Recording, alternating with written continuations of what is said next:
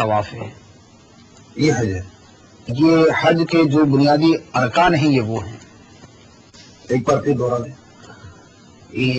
پہلا تو یہ ہے کہ احرام باندھا جائے، اور دوسرا یہ ہے کہ 9 ذو الحجہ کو میدان عرفات کے اندر حاضری دی جائے، اور تیسرا یہ ہے کہ طواف الزیارہ کیا جائے، خانہ کعبہ کا طواف کیا جائے. تو یہ بنیادی ارکان ہیں جو حج کہلاتے ہیں. یہ آپ نے لغت کے حوالے سے اور شرعی حوالے سے دونوں بیان کیا. جی.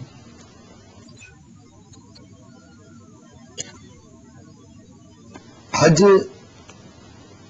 کب فرض ہوتا ہے؟ حج کی فرضیت کی شرائط ہیں کہ حج کن پر فرض ہوتا ہے اور کب فرض ہوتا ہے. تو پہلے نمبر پر تو یہ ہے کہ حج جن لوگوں پر فرض ہوتا ہے ان کی چند شرائط ہیں. ایک تو یہ ہے کہ حج مسلمان پر فرض، دوسرا یہ کہ آزاد پر حج فرض ہوتا ہے، غلام پر نہیں. تو فی زمانہ غلام کا رواج نہیں ہے تو اس لیے سب آزاد ہے. اور اس کے ساتھ یہ کہ یہ عقل مند پر حج فرض ہوتا ہے، جیسے کہ مجنون ہے، پاگل ہے، اس پر حج فرض نہیں ہوگا. اور اسی طرح حج کی فرضیت کی ایک شرط یہ ہے کہ یہ بالغ پر فرض ہوگا، نابالغ پر حج فرض نہیں ہوتا. اور مزید یہ ہے کہ حج اس پر فرض ہوگا کہ جس کے لیے خانہ کعبہ تک جانے کی استطاعت جس کے پاس ہو، اتنا زیادہ راہ ہو کہ وہ یہ سفر کر سکے. تو ایک سواری پر قدرت ہو، اور دوسرا یہ ہے کہ آنے جانے کا جو خرچہ ہے یہ اس کے پاس موجود ہو.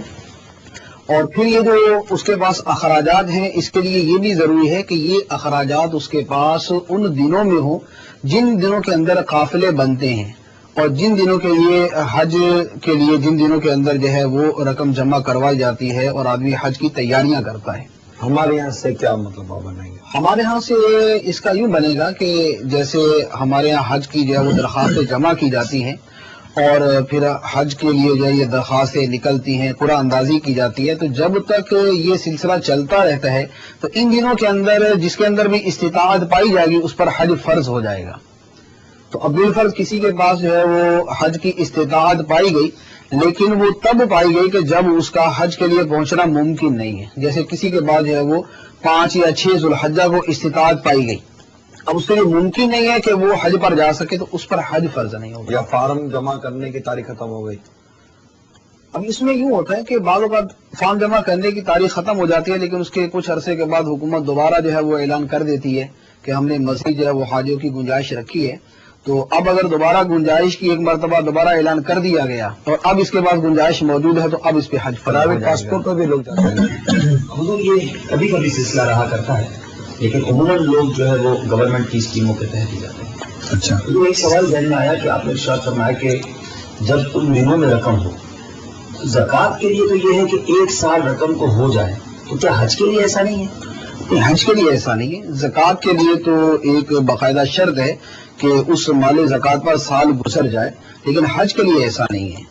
تو حج کا یہ ہے کہ اگر ان دنوں کے اندر یک مشت کسی کے آدمی کے پاس رقم آ گئی، جیسے وراثت کی مال جو ہے اسے ملا اور وہ ان دنوں میں صاحب استطاعت ہو گیا، صاحب حیثیت ہو گیا، تو اس پہ حج فرض ہو جائے گا. اس پر سال گزرنا جو ہے یہ شرط نہیں ہے. کس قسم کے پیکج کی رقم معیار بنائیں گے؟ یہاں تو یوں سمجھ لیں اس سال 2 لاکھ روپے سے لے کر 5 لاکھ روپے تک کا پیکج ہے، تو کتنی رقم آئی تو اس پر حج فرض ہوگا؟ اصل میں اس میں تو وہ ہے کہ اتنی رقم کے جس کے ساتھ وہ حج کر سکے. تو اب اس میں اب پیکج تو مختلف بنتے ہیں. اب ایک VIP پیکج بنتا ہے، ایک اس سے نیچے والا ہے، اور ایک اس سے بھی نیچے والا ہے. تو بس اتنا ہو کہ جس کے ذریعے یہ حج کر سکتا ہے، تو وہ ہمارا جیسے سرکاری پیکج ہوتا ہے تو یہ اتنا ہے، یہ سب سے کم ہوتا ہے اور اس کے اندر حج ہو جاتا ہے. اور ہماری ایک بہت بڑی تعداد جو ہے وہ اسی کے ذریعے حج کرتی ہے. تو اس کا مطلب یہ ہے کہ جس کے پاس اتنی رقم اور اتنی حیثیت جس کی ہے تو اس پر حج فرض ہو جائے گا. رقم بچ بھی تو جاتی ہے وہاں جا کر. بعض اوقات بچتی ہے اور بعض اوقات خرچ ہو جاتی ہے. آج کل جو حکومت نے حج کا ایک اماؤنٹ دیا کہ اتنے کا وہ پیڈر وغیرہ جو جمع کروانا ہوتا ہے، ڈرافٹ جمع کروانا ہوتا ہے، تو اس سے اتنی رقم کی اس کی استطاعت ہونی چاہیے جتنے کا اس کو جمع کروانا ہے. یہ ہوا جتنا جمع کروانا ہے اور وہاں کا جتنا اس کو خرچہ چاہیے. جی. اور پھر خرچے کے اندر بھی یہ ہے کہ وہاں پر جو کھانے پینے کے لیے اور رہائش کے لیے جو اس کو اخراجات چاہیے یہاں پر وہ مراد ہیں. اب مثال کے طور پہ ہمارے یہاں یہ ہوتا ہے کہ تحائف لے کے آنے، وہاں سے تسبیحات لے کے آنی ہے، ٹوپیاں لے کے آنی ہے، یا دیگر خاندان والوں کے لیے تحائف لے کے آنے، تو ان چیزوں کا اعتبار نہیں ہے۔ خصوص سسرال ہے تو پھر وہ بیٹی کے جو گھر میں دینا ہے اس کے تو میرا خیال ہے حضور میں ایسے کئی لوگوں کو جانتا ہوں جن کے پاس حج کی تو رقم ہو جاتی ہے، لیکن ان کا کہنا یہ ہوتا ہے کہ اب بچی کے سسرال والے، بچے کے سسرال والے تو 2-3 لاکھ روپے کے تو ہمیں تحائف دینے پڑیں گے، تو حج کہاں سے کریں؟ اب اس میں یہ جو ہے ایک اس کے ضمن کے اندر ایک بہت اہم مسئلہ ہے، وہ یہ ہے کہ پہلے نمبر پر تو حج کی فرضیت کے لیے یہ چیزیں ضروری نہیں ہیں، اور اسے تو شاید ہر آدمی سمجھتا ہے کہ یہ تحائف لے کے آنا یہ کوئی حج فرض ہونے کے لیے شرط نہیں ہو سکتا، اس کو عام آدمی بھی سمجھتا ہے۔ اب بقیہ یہ ہے کہ حج اس لیے نہیں کیا جا رہا کہ تحائف لانے کی رقم نہیں ہے، اس میں پہلے نمبر پر تو یہ ہے کہ اگر اس وجہ سے حج فرض ہو چکا اور اس وجہ سے تاخیر کر رہا ہے تو گناہ گار ہوگا۔ دوسرے نمبر پر یہ ہے کہ تحائف دینے کے اندر جب یہ کانسیپٹ ہو کہ اگر تحائف نہیں دیں گے تو تان و تشنی ہوگی اور جو ہے وہ بیٹی کو تنگ کیا جائے گا، سسرال والے تنگ کریں گے اسے، تو اب یہ تحفہ دینا جو ہے، یہ تحفہ دینا تو رشوت کے حکم میں آئے گا، کیونکہ رشوت کی تعریف یہ ہے کہ رشوت اس لیے دی جاتی ہے کہ یا تو اس سے کوئی نفع حاصل کیا جاتا ہے اور یا اس سے اپنے آپ سے کوئی تکلیف اور کوئی شر دور کیا جاتا ہے۔ تو اب مثال کے طور پہ اگر کوئی شخص جو ہے وہ حج اس وجہ سے نہیں کر رہا کہ مجھے بعد میں تحائف دینے کی رقم نہیں ہے، اور اگر تحائف دینے کی استطاعت ہے بھی لیکن وہ تحفہ بطور تحفہ کے نہیں دے رہا، وہ اس لیے دے رہا کہ میں ان کا منہ بند کروں، یہ بعد میں جو ہے میری بیٹی کو یا میری بہن کو تانا نہ دیں، برا بلا نہ کہیں، وقتاً فوقتاً اس کو یہ بولتے رہے تمہارے گھر والے حج پہ گئے تھے اور ہمارے لیے تو کچھ بھی نہیں لے کے آئے، یا ہمارے لیے جو ہے وہ ہمارے لیے بھی کھجوریں ہیں، ایسے بس کھجوریں دے دی، زمزم کا پانی دے دے، بس اور کچھ بھی نہیں۔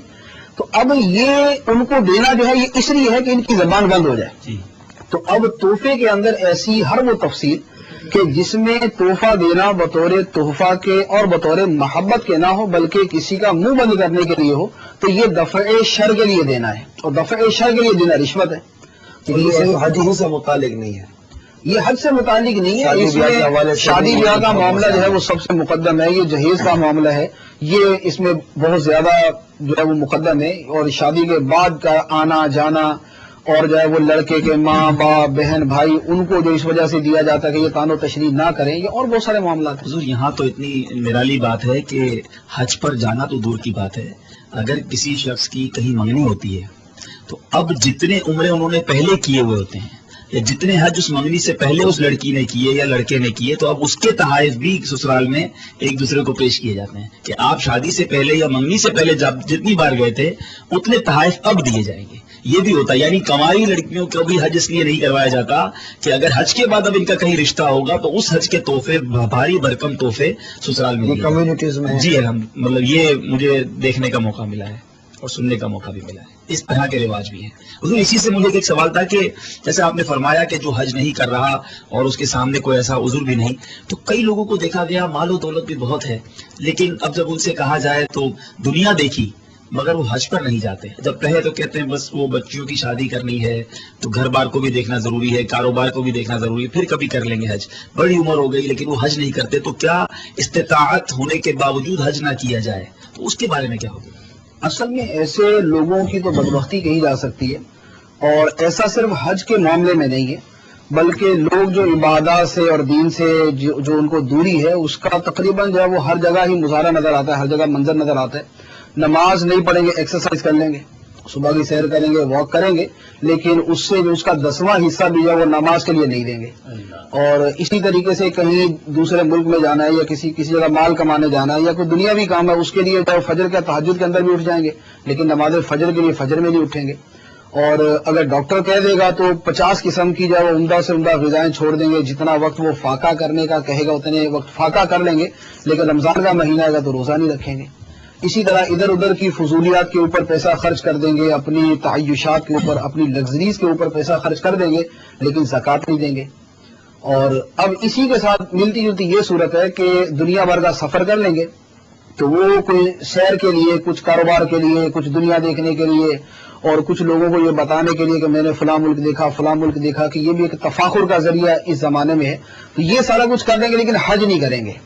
تو اب اس کو ان کی جو ہے وہ بدبختی، کم نصیبی ہی کہہ سکتے ہیں، اس کے علاوہ کیا کہہ سکتے ہیں؟ جو اس کا گناہ ہے وہ ان کے ذمہ باقی ہے، حج نہ کرنے کا بھی گناہ، اور بالفرض اگر حج کر بھی لیا تو جو استطاعت کے بعد بھی انہوں نے تاخیر کی ہے اس کا گناہ تو ان کے ذمہ باقی رہے گا، کہ حج جب فرض ہوتا ہے تو حج فوری کرنا فرض ہے، یہ نہیں ہے کہ 2-4 سال کے بعد کر لیں گے، اگر اس سال استطاعت ہے تو اسی سال کرنا فرض ہے، اور اس میں تاخیر کریں گے تو تاخیر کا گناہ ہوگا،